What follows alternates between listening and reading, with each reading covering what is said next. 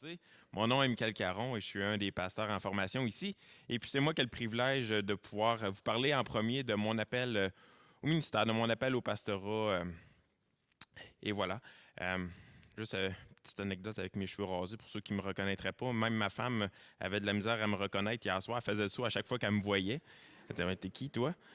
Puis pour finalement me dire que j'avais une tête qui ressemblait à un kiwi quand que j'étais penché comme ça. Il me manquait juste le petit collant ici. Bref. Alors, bref, je vais pas prendre plus de temps. Il y a beaucoup de gens qui vont venir parler ce matin. Donc, j'ai à peu près 15 minutes pour vous partager. Là, je veux prendre le temps de vous partager un peu mon enfance ou ce que j'en suis venu à une conversion, à connaître Jésus-Christ personnellement, puis tout le cheminement que Dieu m'a fait prendre pour m'emmener jusqu'en formation au niveau du pastorat. Donc, ça va débouler quand même rapidement. Pour la plupart, vous connaissez déjà mon témoignage, donc ça va être plus facile là, de se repérer. Bref, je suis né petit enfant sage, petit enfant gêné. J'étais tellement gêné que quand il y a des inconnus qui venaient m'aborder, me parler, souvent je me mettais à pleurer. Donc j'étais très, très gêné. Mais bon, j'ai grandi, j'ai vieilli. Et puis durant les étés, durant les vacances d'été, j'allais souvent chez ma grand-mère. Il y en a déjà, il y en a plusieurs qui connaissent ma grand-mère, Monique Caron, qui demeure à Saint-Georges-de-Beauce, qui est déjà venue ici à l'église. Ma grand-mère elle a eu un très grand impact dans ma vie. Elle a toujours encore un impact. C'est toujours un modèle pour moi. Elle est encore vivante de nos jours, rendue à 95 ou 96. Je pense qu'elle va avoir 96 cette année.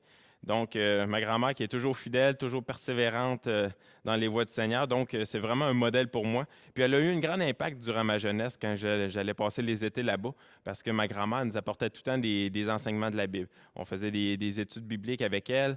Et puis, c'est vraiment durant ces étés-là que j'ai fini par comprendre qui était réellement Jésus-Christ.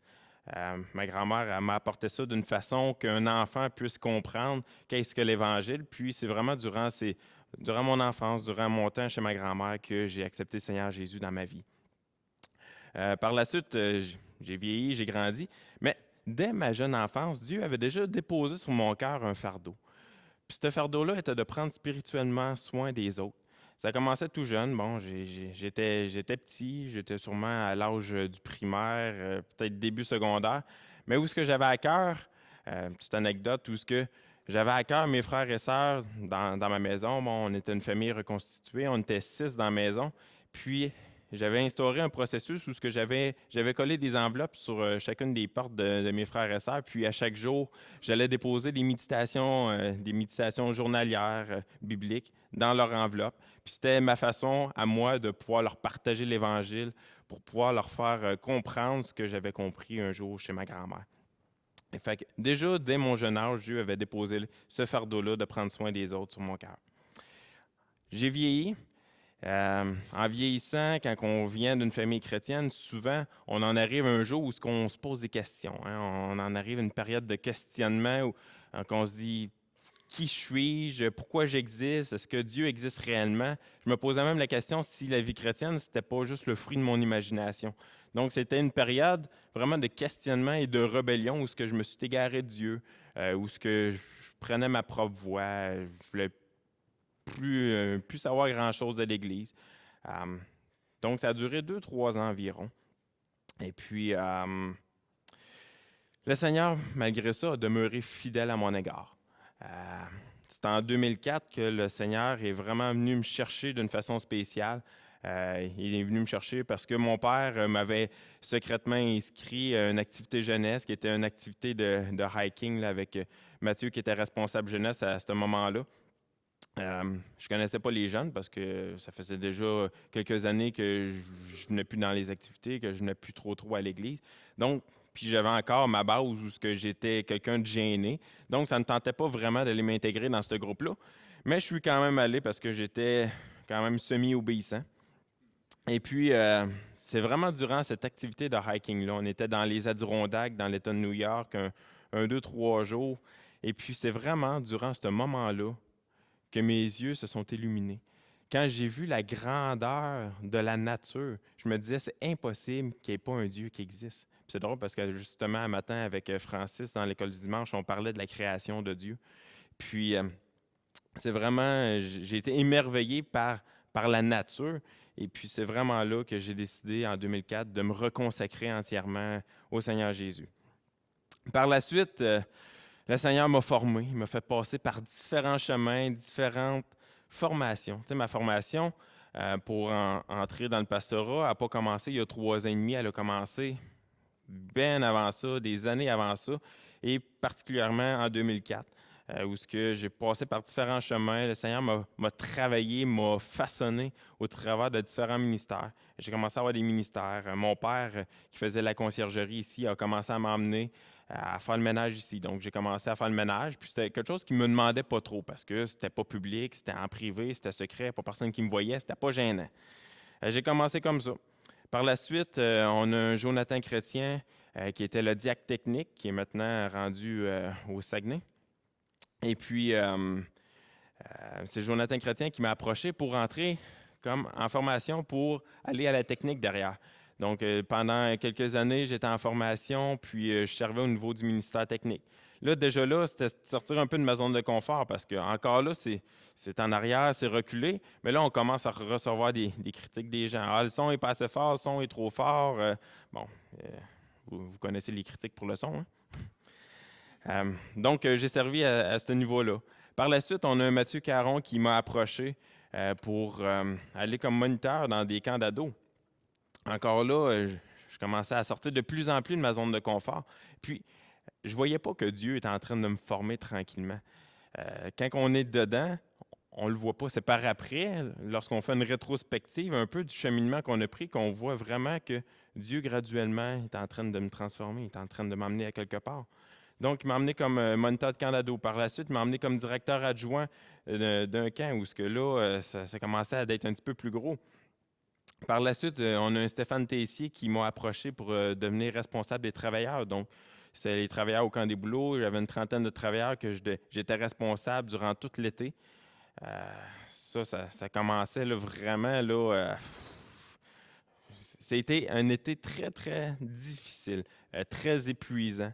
Je me rappelle, j'étais arrivé à la fin de mon été. Je pense que même la dernière semaine, je ne l'avais même pas terminé parce que j'étais vidé, j'étais mort. Ça avait tout pris mon énergie. Bref, le Seigneur m'a emmené également d'être leader d'un groupe de jeunes au Népal durant tout un été, où là, j'étais sorti encore de ma zone de confort, c'était en anglais. Par la suite, on a un Guy Bourassa qui m'a approché pour devenir directeur dans un camp d'ados à Villa-du-Carmel. Puis bref, c'est après ça, en prenant le temps de réfléchir, puis en voyant vraiment tout le trajet que Dieu m'a fait prendre, que j'ai réalisé qu'il m'emmenait quelque part. J'ai réalisé qu'il était en train de me façonner, qu'il était en train de me travailler, que j'étais plus nécessairement le jeune homme gêné de mon enfance, que quand on me parlait, je me mettais à pleurer. Vous pouvez me parler aujourd'hui, absolument, je ne me mets pas à pleurer. Sentez-vous à l'aise de me parler. Et puis, c'est à travers tout ce cheminement-là que finalement, l'équipe pastorale m'a approché. Je crois de mémoire que c'est Mathieu qui m'avait approché, puis il m'avait dit « Mick, tu voudrais-tu considérer entrer en formation dans l'équipe pastorale? » Donc, j'ai considéré l'idée. J'ai prié là-dessus, j'ai beaucoup réfléchi. Puis finalement, j'avais décliné l'offre. Je me disais, je ne suis pas encore assez mûr pour ça. Je n'ai pas la conviction de Dieu que je dois entrer en formation. Donc, le temps a continué d'avancer. Le Seigneur a continué de me travailler. Puis durant ce temps-là, cette période-là, j'étais confortablement assis avec les ados en haut ou dans les activités jeunesse où j'enseignais aux ados. Puis j'étais à l'aise là-dedans, j'étais confortable là-dedans. Je ne voulais plus sortir de ce petit confort-là. Je me disais, bon, OK, le Seigneur m'a formé, il m'a emmené jusque-là. Là, c'est assez. Là. C'est parce que ça fait mal de se faire travailler, se faire façonner. Là, j'étais bien, j'étais dans mon confort. Mais le Seigneur avait d'autres idées que cela. Il a décidé de me sortir de ma zone confortable pour un jour m'emmener à faire un repas du Seigneur ici. Il fallait que j'apporte un message de repas du Seigneur un dimanche soir. Et puis, je pense que cette soirée-là sera toujours gravée dans ma tête. C'était la soirée où j'ai été le plus gêné de ma vie, où j'ai été le moins à l'aise de toute ma vie, où j'avais juste dans ma tête le mot panique qui flashait. J'avais juste le goût de partir en courant, sortir les portes, puis jamais revenir. Finalement, j'ai demeuré jusqu'à la fin, malgré la sueur qui parlait sur mon front. Et puis, j'ai compris que ça faisait partie du processus de Dieu, de m'humilier, de m'emmener jusqu'à cette humiliation-là, parce que j'étais un être orgueilleux.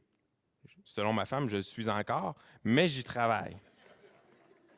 Ah oui, elle se fait un plaisir de me le rappeler dans différentes circonstances, mais c'est bon, ça me travaille. Et puis donc, après ce premier et dernier message que j'ai fait, j'ai pris une pause. C'était assez pour moi, ça m'a épuisé. J'ai pris une pause pour vraiment me recentrer sur Dieu, voir où c'est qu'il m'appelait. C'est à ce moment-là, quelques mois après, que j'ai commencé les études bibliques avec Profac, et ensuite avec Sembec. Puis c'est vraiment durant ce moment-là que j'ai grandi spirituellement, que j'ai maturé, que j'ai développé un amour, une passion pour Dieu, puis sa parole. Puis j'ai commencé à sentir tranquillement que Dieu m'appelait peut-être à entrer en formation comme pasteur. Et puis, on en arrive que c'est il y a environ 3 ans et demi que j'ai approché à mon tour, avec l'appui de ma femme, l'équipe pastorale, pour leur partager cette conviction que Dieu mettait tranquillement sur mon cœur et sur le cœur de ma femme. Et puis, j'étais sans savoir qu'eux-mêmes, l'équipe, ça faisait déjà quelque temps qu'ils priaient que Dieu puisse susciter 2 personnes aspirant au pastorat. Puis un mois après moi environ, Pat était aussi entré en formation. Je ne gâcherai pas son punch et il va vous en parler. Et donc, la prière de Dieu avait été répondue. 2 personnes aspirant au pastorat sont entrées en formation. Donc, c'est avec une conviction claire de ma femme et de moi-même que j'ai débuté cette formation-là au pastorat. Par la suite, le Seigneur a continué de me travailler. Là, je n'ai pas vu à quelle heure j'ai commencé. Je ne sais pas ça fait combien de temps je suis là. C'est pas grave, j'ai quasiment terminé. C'est au travers de cette formation-là et au travers de la formation depuis 2004 que le Seigneur m'a fait découvrir différents aspects. Il m'a fait travailler différents aspects dans ma vie, différents dons. Au travers de la formation au pastorat, j'ai vécu des stress, j'ai vécu des moments angoissants, des nuits d'insomnie, des nuits de migraine. Mais par-dessus tout cela, j'ai découvert des joies, un amour toujours grandissant pour les personnes que Dieu a placées dans cette Église-là. Au travers de cette formation-là, Dieu m'a fait découvrir, perfectionner différents aspects de ma vie, mais il m'a fait découvrir un amour de plus en plus grandissant pour l'Église. Et puis c'est là que la conviction d'entrer au pastorat était de plus en plus forte. Et donc, 4 différents aspects que je vous parle que le Seigneur m'a réellement travaillé. Il y en a plein d'autres aspects, mais 4 principales. La première, Dieu m'a appris le don du pardon. Il m'a appris le pardon. Dans les dernières années, surtout au cours des 3 ans et demi derniers, là, je pense que je n'ai jamais fait de demande de pardon aussi souvent que dans toute ma vie. Je crois que c'est vraiment le Seigneur qui m'a travaillé, il m'a emmené dans différentes circonstances où je devais demander pardon. Et puis, c'est pas un geste qui est facile, surtout quand on a une base d'orgueil à l'intérieur de nous. C'est vraiment pas quelque chose de facile. Puis, j'ai appris que malgré la difficulté de ce geste-là, que de mon côté, je dois être un homme prompt à pardonner. Parce que on m'a pardonné à plusieurs reprises, et surtout dans les 3 dernières années. Deuxièmement, on m'a appris le don de la grâce. J'ai eu plusieurs épisodes dans ma vie où je me suis égaré du chemin de Dieu, que malgré cela, Dieu est toujours revenu me chercher. Il m'a toujours fait grâce, par-dessus grâce. Puis j'ai compris que moi-même, à mon tour, je devais faire grâce par-dessus grâce, comme j'ai reçu. Troisièmement, on m'a appris le don de la patience.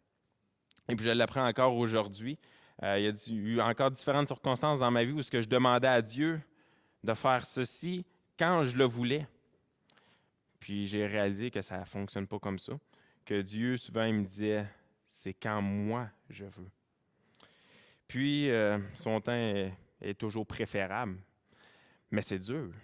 C'est la patience. C'est très difficile. Et puis j'ai appris ça et je l'apprends encore aujourd'hui. Il faut être patient. Finalement, comme j'ai dit tantôt, Dieu m'a appris plein de choses. Mais quatrièmement, ce qui m'a appris davantage, c'est le don de service. Il m'a appris au travers de tout mon cheminement l'importance du service, l'importance de servir. Et tout au long de mon cheminement, Dieu m'a fait passer par différentes expériences de ministère, de vie. Et puis j'ai appris que sans l'esprit d'un serviteur, on ne peut pas avoir un impact durable dans la vie d'une personne. Et donc, ce fardeau qui était sur moi dans mon jeune âge, quand j'étais enfant, est devenu de plus en plus lourd sur mes épaules, lourd de façon positive, parce que j'avais compris que Dieu m'appelait finalement à cette responsabilité de devenir un pasteur. Et pourquoi, malgré le fait que ce n'est pas toujours rose, malgré que ce n'est pas toujours facile, cette responsabilité-là, pourquoi que je veux me lancer là-dedans? C'est parce qu'un jour, quand j'étais dans les Adirondacks, en 2004, lorsque je me suis réellement reconsacré au Seigneur, j'ai fait la promesse au Seigneur. Je lui ai dit que ma vie ne me partenait plus et que peu importe où ce qu'elle allait m'emmener, j'allais le suivre. Et puis, c'est pour ça aujourd'hui que j'ai cette conviction claire que le Seigneur m'appelle dans cette voie-là. Alors, voilà, c'est ce que je voulais vous partager, mon appel au ministère. Alors, ma prière est que l'Esprit puisse vous guider vers une conviction claire, à vous également pour la fin février, où on va passer au vote. Parce que souvent, cet appel-là, ça vient pas juste de nous-mêmes, mais ça vient des gens dans l'Église locale, ça vient de nos frères et sœurs. Donc, que le Seigneur vous bénisse.